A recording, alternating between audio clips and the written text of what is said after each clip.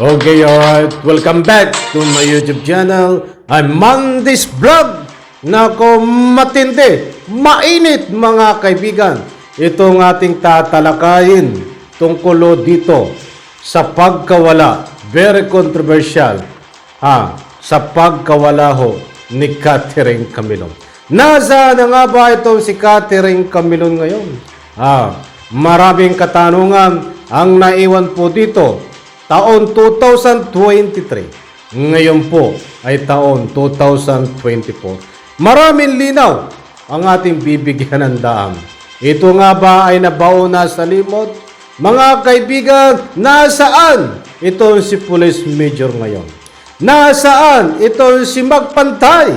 Nasaan ang kanyang sasakyan ni Catherine Camilon? But sa puntong ito mga kaibigan, laman ng video na yan ang gusto kong ibahagi ko sa inyo. Ngayon po ay January 9, nakatakdang ibunyag, nakatakdang sagutin ang pagkawala ho ni Catherine Camilon nitong si Police Major makikipagkita di umano ngayon dito sa nanay ni Catherine Camilon.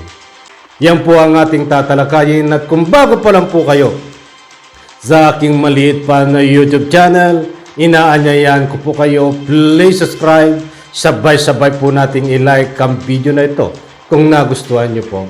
Ako'y muling nakikiusap mga kaibigan, kung pwede lang, patapusin po nating panuorin ang kabuuan ng vlog na ito at nang sa ganon, lubos po nating maunawan. Heto na! Samahan nyo po akong panoorin at pagkatapos po nating mapanood, magbibigay po tayo ng kaunting public opinion, kaunting komentaryo na naaayon po sa ruling ng video pinanood po natin. Samahan niyo po ako panoorin.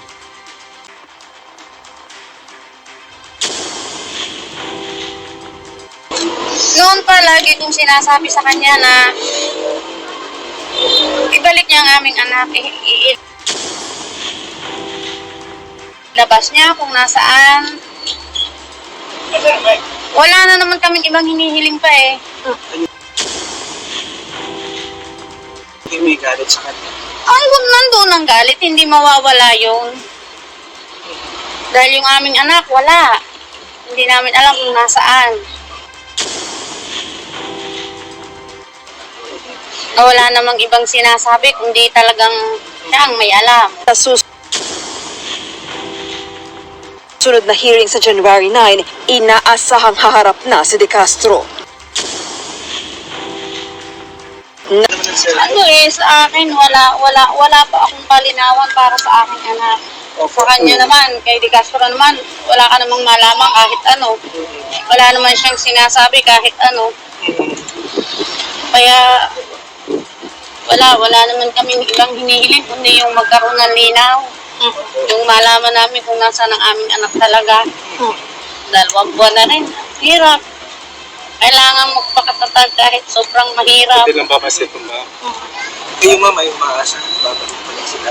Naasa ako. Magulang ako eh. Nanay ako na walang ibang hahangarin para sa mga anak. Hindi yung kaligtasan eh. Yung basta yung gusto ko bumalik siya. Ligtas. Buhay. Ano masasabi niyo? Simula pa lamang naman nung umalis siya, minsan hindi ko inisip na hindi siya makakabalik sa akin. Pag meron mas malaki yung ansa na makakaharap yung puso ko gas, kung makaharap niyo siya, kumalit po siya dito sa preliminary investigation. Noon pa lagi kong sinasabi sa kanya na ibalik niya ang aming anak, ilabas niya kung nasaan. Wala na naman kaming ibang hinihiling pa eh. Ano kayo may galit sa kanya?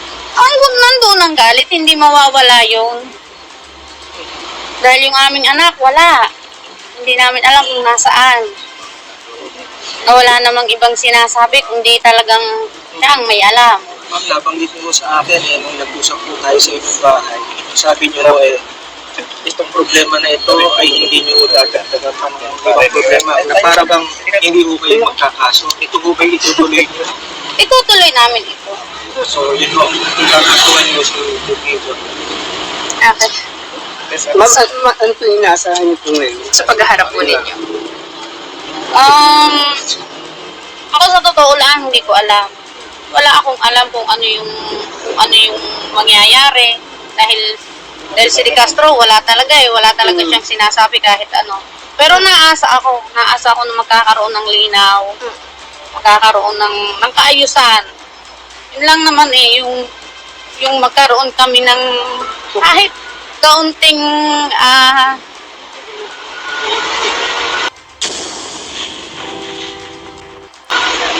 yung sa isip ba magkaroon ng linaw. Nasa ng aking salamat.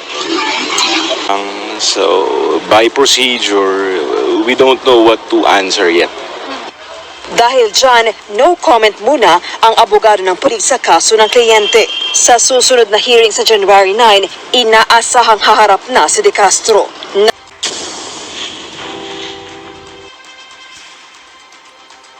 Okay, alright. Shoutout. Maraming salamat sa original may-ari ho ng video na ito ay pahintulot ang paggamit to. Disclaimer lang po. Ito po ngayon po ay January 9. Araw po ng ngayon po nakasit ang hearing buhat po dito sa kaso na kinakaharap po ni Police Major. Kung matatanda nyo po yung video na yan na pinakita ko sa inyo, tayo po ay ayaw ko po kayong bigyan ng fake news. Yan po ay nakaraang video nung nakaraang hearing, mga kaibigan, na hindi ho sumipot ito si Police Major bagkos abogado lang po ang kanyang pinadala, mga kaibigan. Hindi sumipot. But ngayon ho ay January 9. Sinasabi nga dyan, nakatakda ngayong January 9 ang susunod na hearing.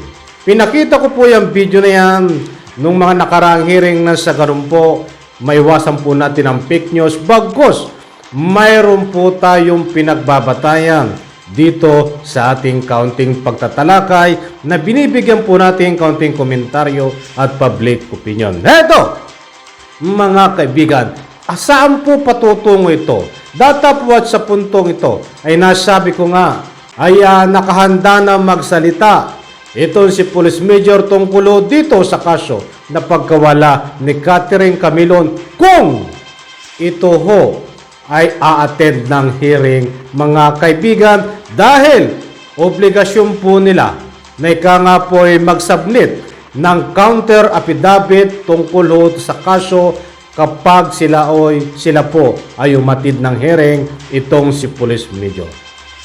Ay pabor nga ho sa kanila dahil mabibigyan ho ng linaw. Kung talaga siyang walang kasalanan ay ika nga po ay magbigay siya ng counter affidavit with supporting strong evidence, mga kaibigan. At ang inaasahan, ano po ba ang inaasahan natin dito kung ito man ho ay humarap sa hearing at personal na makakaharap niya itong nanay ni Catherine Camilon, mga kaibigan. Siyempre, dadalawang aasahan natin dito, itanggi o may aaminin, mga kaibigan. Kung tungkol naman sa pagtanggi, siyempre itatanggi niya na walang kinalaman siya dito kay Catherine Camilon sa pagkawala. Tungkol naman sa pag-amin, hindi po natin alam. Ang buhay po natin ay punong-puno ng sorpresa. Katulad po niyan, hindi po natin hawak ang utak. Kung ano ang takbo ng utak, kung ano ang pinaplano nito si Police Major. Ito ba ay may aaminin, mga kaibigan? Dahil marami din pong anggulo dito. Bagamat inamin niya na siya ay may relasyon tunay dito kay Catherine Camilon, relasyon bawal dahil siya ay may asawang tunay. Yun lang po ang kanyang pag-amin. Batungkulo dito sa kaso ng pagkawala ni Catherine Camilon ay hindi niya po inaamin. Bagkos, ang tanging sinasabi niya ay magkita po sa korte. Magandang pangitain yun. Magkita sa korte. Ano po ang aaminin niya pagdating sa korte? But sa puntong ito ay pagdating sa korte nung una pa lang unang hearing ay hindi ho sumipot. But ngayon po ay January 9, inaasahan po ng taong bayan. Inaasahan ng kanyang nanay na siya po ay magsasalita na, ibubunyag lahat kung ano ang tunay na dahilan kung bakit nawala si Catherine Camilon, siya nga ba ay sangkot. Yan po ang dapat ika nga po ay inaasahan ng kanyang nanay. But abangan po natin ito at maraming kaabang-abang mga kaibigan. Ito nga ba ay tuluyan na magpapakita si Police Major ngayon January 9 diyan po sa korte para sagutin lahat ang kanyang akusasyon o may aaminin ba siya. Mga kaibigan, sana po ay umatin po siya at nang mabigyan linaw ang kasong ito. Maraming anggulo ang lumalabas. Sabalit wala pa pong konkretong ebidensya dito sa mga anggulong ito. Mga kaibigan, taon 2024 na. Ang dami pong katanungan. Nasaan si Catherine Camilon? Wala pa rin sagot itong ating hanay ng pulisya. Nasaan po ba itong sasakyan ni Catherine Camilon? Hindi po mahanap, mga kaibigan. Nasaan ba itong si Magpantay na tinuturong sangkot di umano dito sa pagkawala ni Catherine Camilon? Ngayon po, hindi rin mahanap kahit may reward. Nasaan nga ba itong ikang tinuturong utak di umano na si Major Bay? Ang sabi nga ho, ay nandyan nakarestrict sa loob ng kampo. Nakarestrict, mga kaibigan. Ay madali po sabihin yan na ika nga po yung nakarestrict. Ay marami po nagbibigay ng public opinion, sinasabi yung nakarestrict. Ba't ang buong katotohanan ay nakakalabas? So, ba't wala po tayo? Ika nga pa nakukuha pa na ibang impormasyon kung ito po ba ay talagang hindi nakakalabas o nakakalabas, mga kaibigan. Abangan po yan.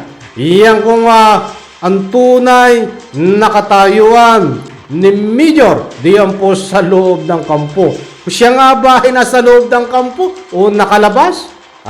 Mga kaibigan, nalalahanin po natin ito isang police major. Marami po ritong koneksyon.